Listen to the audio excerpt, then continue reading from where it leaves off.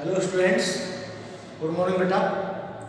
जैसा कि आपको पता है आपका जो सिलेबस है वो लगभग कंप्लीट होने वाला है और आज इसी क्रम में आपको जो लास्ट पोएम है the tale of Custard dragon, इसके बारे में आपको बताया जाएगा।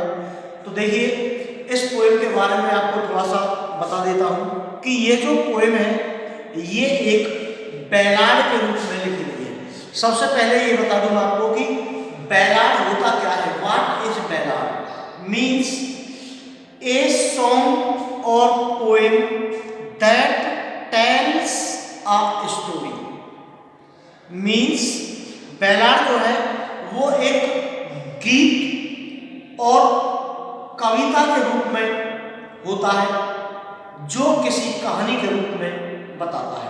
तो यही जो आपकी पोएम है the tale of Custard the Dragon, Ogden Nash के द्वारा ये लिखी गई है। तो ये भी एक बैलाड के रूप में है। तो चलिए इस कहानी को हम थोड़ा सा देख लेते हैं। तो सबसे पहले मैं इसकी समरी को आपके सामने डिस्क्राइब करना चाहूंगा। The tale of Custard the Dragon is a comic poem composed by Ogden Nash. ये जो कविता है the tale of Custard the Dragon, यानी कि कस्टर्ड द ड्रैगन की कहानी, ये आपको कहती है, यानी कि कवि कहता है कि ये जो कहानी है एक कॉमिक के रूप में है।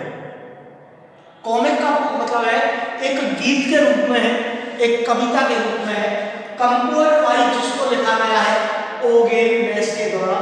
In this poem Belinda, Belinda यहाँ पर इस पोएम का एक मेन कैरेक्टर है जिसके लिए ये कहानी या ये कविता इस पोएट ने लिखी है।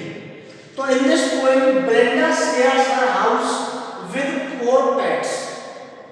बेलिंडा जो इस कहानी की एक मुख्य पात्र है, वो अपने घर में 4 पालतू जीवों को रख लेती है। वो जीव कौन कौन से हैं देखिए। सबसे पहले एक डॉग है, एक कैट है, एक माउस है एंड ड्रैगन नेम कस्टर्ड, और कस्टर्ड नाम का एक जीव है। All the pets of the house pride themselves for their bravery. ये कह रहा है कि घर में जो 4 नए पालतू जीव आए हुए हैं, पालतू पशु आए हुए हैं, वो अपनी बहादुरी पर उनको गर्व है। But custard is a little bit different, लेकिन जो कस्टर्ड है वो उनमें थोड़ा सा अलग है, यानी कि तीनों जीव जो है उनसे वो अलग है। ही इज टिमिड, वह कैसा है? टिमिड का मतलब होता है डरपोक। Who is looked down by his mates for his timidity, और उसके जो मित्र हैं वो उसको कायरता दृष्टि से देखते हैं। बट इन द एंड, लेकिन जब इस पोएम का अंत होता है, custard proves himself by saving his friends from the danger, लेकिन जब कहानी का अंत होता है तो कस्टर्ड अपने आप को अपने मित्रों की उस खतरे से जान बचा करके अपने आप को प्रूव कर देता है कि मैं भी बहादुर हूं। इसके बाद देखिए, इस जो पोएम में जो पोएटिक डिवाइस प्रयोग किया गया है उसके बारे में आपको बता दूं। इसमें जो राइमिंग स्कीम है वो AABB है। इस बात का ध्यान रखें, जो आपकी पोएम है tale of the Custard the dragon, इसमें AABB राइमिंग स्कीम का प्रयोग किया गया है।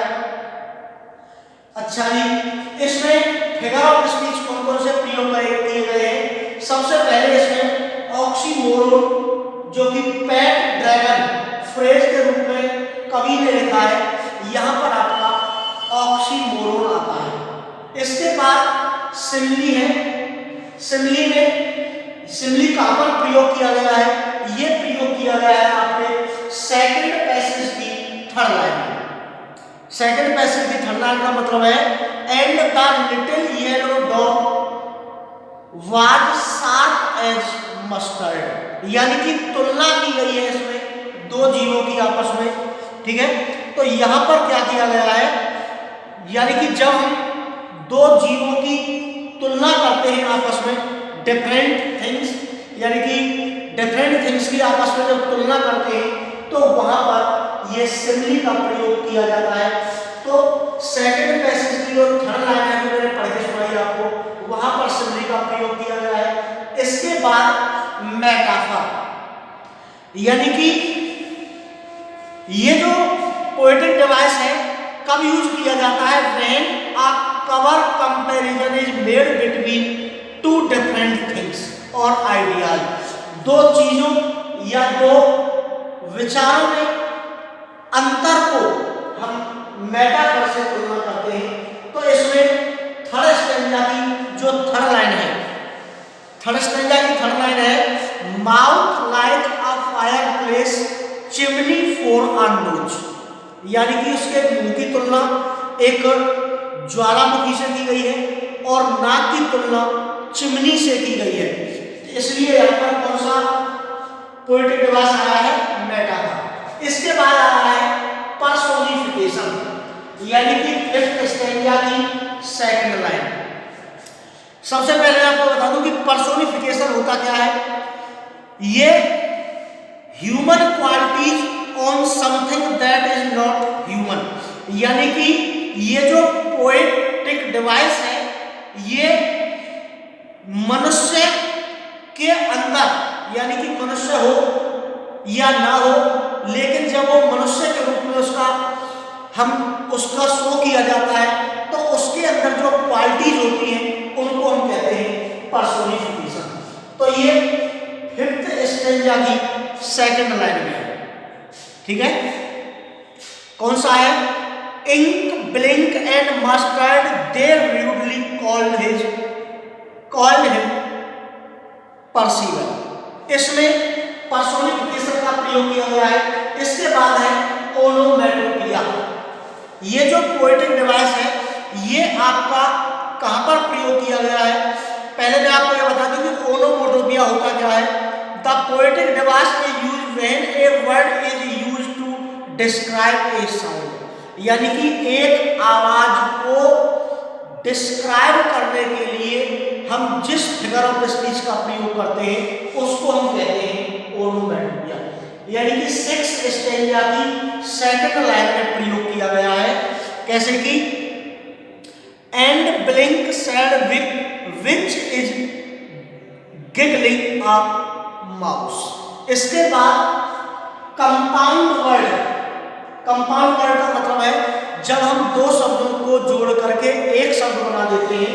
तो यहां पर एक वर्ड आया है म्यूच, यानी कि न्यू प्लस आउच को जोड़ करके ये वर्ड बना गया है और ये आपके सेवेंथ पैसेज की थर्ड लाइन में प्रयोग किया गया है। तो बेटा ये आपकी पोएम की कंप्लीट समरी हो गई है, ठीक है। इसको एक बार जो मैंने आपके पोएटिक डिवाइस लिख करके दिए हैं ये बहुत ही इंपॉर्टेंट है, इनका आप विशेष करके ध्यान रखेंगे। Thank you.